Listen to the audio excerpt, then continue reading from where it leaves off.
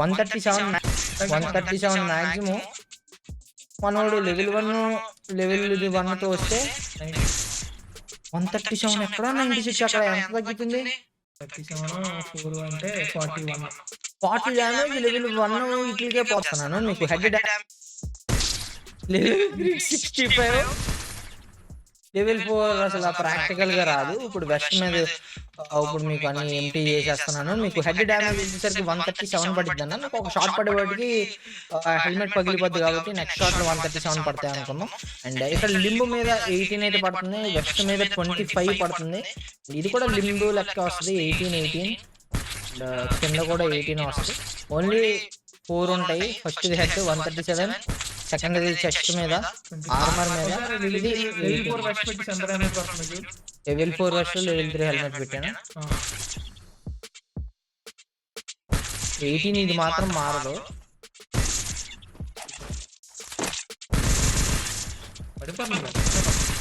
కాకపోతే లాక్ అయింది.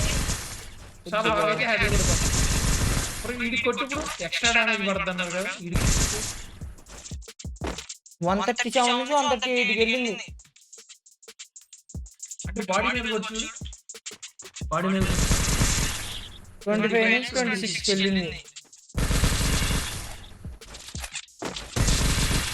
135, 138 పడింది చూడు.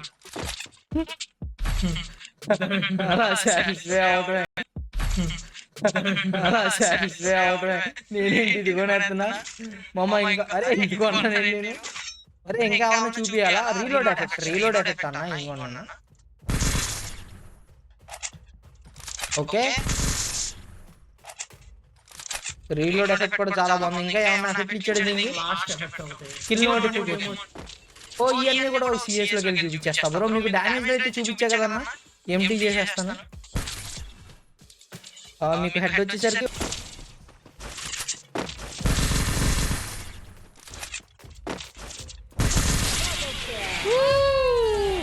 ఫైనల్ షాట్ ఒక్కటి చూడటానికి ఎంతసేపట్లో షాట్ అయితే చూసాం కదా మనం.